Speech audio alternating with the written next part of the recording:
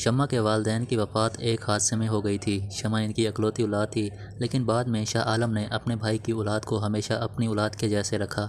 شاہ عالم کی ایک ہی اولاد تھی، سکندر شاہ، جس کی فطرت میں سنجیدہ پن تھا۔ اپنے والد کے بزنس کو دیکھتے ہی دیکھتے وہ بلندیوں پہ لے گیا تھا۔ وہ شمع سے 7 سال بڑا تھا۔ اس کی زندگی میں بہت سی لڑکیاں آئیں، لیکن شمع کی طرف مائل ہوتے ہی سکندر سب کو بھول گیا تھا۔ اسے یاد رہتا تو بس شمع کا وجود۔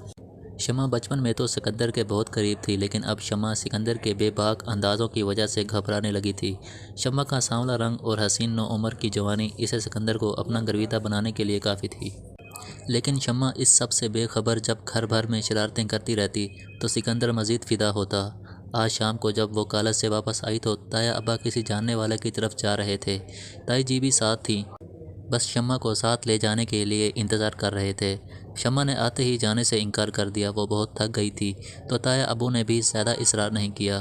وہ ملازمہ کو اس کا خیال رکھنے کی تاکید کر کے دونوں چلے گئے۔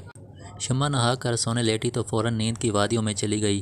سکندر آج جلدی گھر آیا تھا کیونکہ کل اس نے اسلام آباد کی طرف نکلنا تھا۔ گھر آ کر اسے ملازمہ نے شاہ عالم اور عفت کے جانے کا بتایا تو وہ ملازمہ سے کھانا لگانے کا کہتا خود فریش ہونے چلا گیا۔ کمرے سے باہر آتے ہوئے اسے شمع کے کمرے کی لائٹ جلتی ہونے کا اندازہ ہوا کہ وہ ساتھ نہیں گئی۔ وہ کبھی شمع کے کمرے میں بلا وجہ نہیں جاتا تھا، لیکن آج اس کے قدم خود بخود اسی کمرے کی طرف چلتے گئے۔ آہستہ سے دروازہ کھول کے وہ اندر قدم رکھ گیا تھا، لیکن شمع جس انداز میں سو رہی تھی سکندر دیکھ کے منجمد ہوا تھا۔ شمع کا معصومیت لیا ہوا چہرہ جس سے سکندر کی نظر نہ ہٹنے والی تھی، وہ آگے بڑھتا گیا تھا۔ سکندر شمع کے بالکل قریب پہنچ چکا تھا۔ کچھ دیر وہ شمع کے خوبصورت وجود کو دیکھتا رہا، پھر آہستہ سے شمع کے اوپر جھکا اور اس کے لبوں کو جکڑ لیا۔ شمع نیند میں کسمسائی تھی، پر مقابل کو ہوش نہ تھا۔ سکندر کے ہاتھ شمع کی کمر کے گرد تھے۔ خود پر بھاری وجود محسوس کرتے شمع کی آنکھ کھل گئی تھی، پر اس کی چیخ اس کے منہ میں ہی دب گئی تھی۔ سکندر نے آہستہ سے شمع کو چھوڑا اور اس کے کان میں سرگوشی کی، شمع تم مجھے اتنی خوبصورت لگتی ہو، اگر میں تمہیں آج اتنا قریب نہ کرتا تو اندر کی آگ مجھے جلا دیتی۔ شمع لرز رہی تھی۔ بھاری لہجے میں کہتے وہ خود پر جبر کر کے بنا شمع کی طرف دیکھے دروازے سے باہر نکل گیا۔ وہ کیا کر آیا تھا، اس کو اپنی کیفیت پہ قابو پانا مشکل ہو رہا تھا۔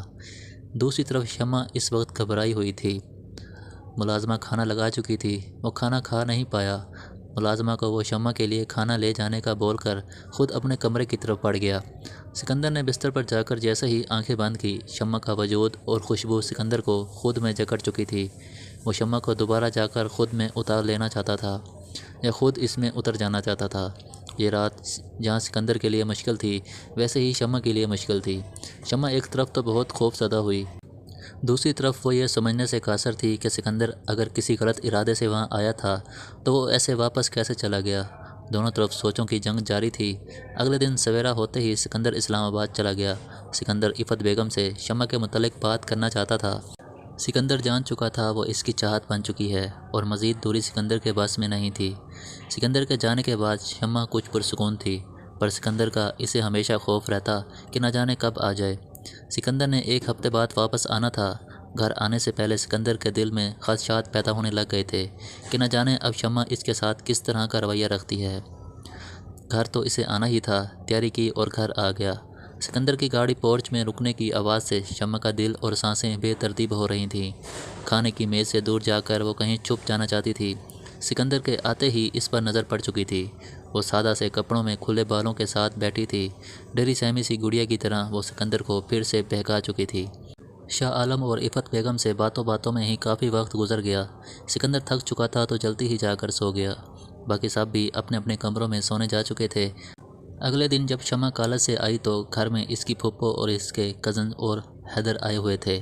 بس شمع اور وہ سب تو بچپن کے ساتھی تھے، اب تو خوب انجوائے کرنے کا ارادہ تھا سب کا۔ شمع سب کچھ بھول کر ان کے ساتھ باتوں میں لگ چکی تھی۔ ذرا بھی بہت عرصے بعد آئی تھی تو ان دونوں کی باتوں کا نہ ختم ہونے کا سلسلہ چل دیا۔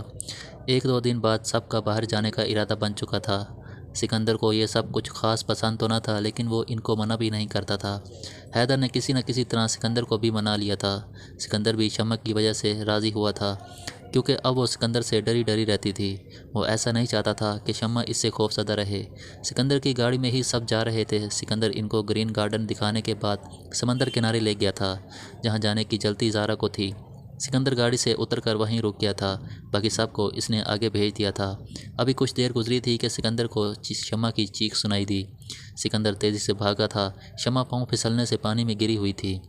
سکندر اور زارا نے اسے پانی سے نکال کر کھڑا کیا، لیکن اس کے پاؤں میں موچ آ چکی تھی۔ وہ چل نہیں پا رہی تھی۔ سکندر نے اپنے دوست کی گاڑی منگوا کر زارا اور حیدر کو گھر بھیج دیا تھا۔ خود وہ شمع کو لے کر ہسپتال چل دیا تھا۔ شمع کے پاؤں پر پٹی کروا کے وہ خود سے اسے پکڑ کر گاڑی تک لایا تھا۔ شمع درد کے ساتھ ساتھ سکندر کے قرب سے ڈر رہی تھی۔ سکندر اسے آگے لا کر بٹھا چکا تھا۔ سکندر نے گاڑی چلا دی۔ شمع اب درد تو نہیں ہو رہا؟ سکندر نے پوچھا تھا، پر وہ بنا کوئی جواب دیے خاموشی رہی۔ سکندر نے غصے میں گاڑی روک دی تھی۔ شمع حیران ہی ہوئی تھی کہ اچانک سے سکندر نے اسے پکڑ کر سیٹ کے ساتھ لگا دیا، خود وہ اس کے لبوں پر حاوی ہو گیا تھا۔ شمع سہم چکی تھی۔ آخر اسے شمع پر رحم آ گیا۔ اسے خود سے آہستہ سے الگ کیا۔ سکندر نے شمع کا سر پکڑ کر اپنی گود میں رکھ لیا اور اسے پرسکون کرنے کے لیے بولا، شمع میں تمہیں اپنا بنا لوں گا، مجھے غلط نہ سمجھنا، میرے لیے تم بہت قیمتی ہو۔ شمع روتی رہی، بس وہ اتنا بولی، سکندر آپ گندے ہیں، جس پہ سکندر نے کہکا لگایا اور گاڑی چلا دی۔ وہ پورے راستے اس کی گود میں سر رکھ کر لیٹی رہی۔ سکندر اس کے سر میں ایک ہاتھ چلاتا رہا تھا۔ گھر آتے ہی عفت بیگم نے شمع کو دودھ میں ہلدی ڈال کر پلائی۔ اب اسے درد تو نہیں ہو رہا تھا، لیکن چلنے میں مشکل ہو رہی تھی۔ سب لوگ کچھ وقت وہاں شمع کے پاس ہی رہے۔ شمع کو دوا کی وجہ سے غنودگی ہو رہی تھی، اس نے سونے کی گھر سے آہستہ آہستہ سب باہر چلے گئے تھے۔ سکندر نے اگلے دن موقع ملتے ہی عفت بیگم کو سب بتا دیا تھا، لیکن عفت بیگم نے جو انکشاف کیا وہ سکندر کے غصے اور جنون کو ہوا دے گیا۔ امی، آپ نے مجھے کبھی بھی شمع اور حیدر کے رشتے کا نہیں بتایا، جو کہ آپ شمع سے بھی پوچھے بنا کر چکے ہیں۔ سکندر، تمہارے چاچو نے بچپن میں یہ رشتہ کیا تھا، ورنہ شمع تو میری بچی ہے، میں کیوں اسے خود سے دور کروں گی؟ عفت بیگم تحمل سے بولی تھی، امی جو بھی ہے آپ شمع سے ایک بار پوچھ لیں۔ سکندر کو یقین تھا کہ شمع اسی کے حق میں فیصلہ دے گی۔ 2 دن بعد عفت بیگم سکندر کے کمرے میں آئی تھی۔ سکندر بیٹا، مجھے تم سے کچھ بات کرنی ہے۔ جی امی بولیں۔ وہ موبائل کو سائیڈ پر رکھتے ہوئے بولا تھا، سکندر بات کچھ ایسے ہے کہ اصل میں تمہارے کہنے پہ میں نے اور تمہارے ابو نے شمع سے بات کی تھی۔ شمع کو کسی بھی رشتے پر کوئی اعتراض نہیں، اس لیے اب تمہارے ابو نے شمع اور حیدر کا جلد ہی نکاح کرنے کا فیصلہ کیا ہے۔ تمہارے چاچو کی بھی یہی خواہش تھی، تم سب کچھ بھول جاؤ سکندر۔ عفت بیگم نے بات ہی ختم کر دی تھی۔ سکندر خاموشی رہا۔ اس نے بس اتنا کہا، جی امی، جو آپ کو صحیح لگے۔ عفت بیگم سکندر کے اس جواب سے کچھ پرسکون ہو کے چلی گئی تھی، جبکہ یہ سب کچھ سن کر سکندر کے اندر طوفان چل رہے تھے، لیکن وہ کچھ سوچ چکا تھا۔ اپنی اس سوچ کے آتے ہی وہ مسکرایا تھا اور دوبارہ موبائل میں مصروف ہو گیا۔ سب کچھ معمول کے مطابق ہونے لگ گیا تھا۔ حیدر اور زارا کی وجہ سے گھر کا ماحول بہت پر رونق سا رہتا تھا۔ شمع نے بغیر کچھ سوچے سب کچھ تایا ابا پر چھوڑ دیا تھا۔ وہ خود فیصلہ لینے سے ڈرتی تھی، لیکن اس سے یہ ڈر بھی تھا کہ سکندر کچھ غلط نہ کر دے، اس لیے وہ سکندر کو دیکھتے ہی ادھر ادھر ہو جاتی تھی۔ آج کھانے کی ٹیبل پر سب موجود تھے۔ سکندر کی بھی کچھ دیر میں آمد ہو گئی۔ شمع بھی ادھر ہی تھی۔ آج کل وہ سکندر کے سامنے نہیں آتی تھی۔ سکندر سادہ سے سوٹ میں فریش سا اندر داخل ہوا تھا۔ شمع کی جیسے ہی اس پر نظر پڑی، اس کا دل گھبرا گیا تھا۔ وہ جلدی سے کھانا ختم کر کے کمرے میں چلی گئی تھی۔ سکندر اسے ایسے جاتے دیکھ کر مسکرایا تھا۔ رات کو حیدر، زارا اور شمع مووی دیکھتے رہے۔ شمع کو جب نیند آنے لگی تو وہ اپنے کمرے میں آ گئی۔ کمرے میں آتے ہی وہ سو گئی تھی۔ سکندر آج سب کے سونے کے انتظار میں تھا، جو کہ جلدی ہی ختم ہو گیا تھا۔ خیر، جب سکندر کو یقین ہو گیا کہ سب اپنے کمروں میں ہیں، سکندر نے آرام سے شمع کے دروازے کا دروازہ کھولا اور اندر جا کر اندر سے دروازہ لاک کر لیا۔ شمع اندر سے دروازہ لاک نہیں کرتی تھی۔ دوسری طرف شمع ہر چیز سے بے خبر بے سود سو رہی تھی۔ سکندر اندر جاتے ہی شمع کے سوا سب بھول چکا تھا۔ سکندر نے شمع کی پیشانی پر جھک کر بوسہ دیا، مجھے بے سکون کر کے خود کتنے سکون سے سو رہی ہے۔ وہ دل ہی دل میں مسکرایا تھا۔ سکندر شمع کے ساتھ ہی کروٹ کے بل لیٹ گیا تھا۔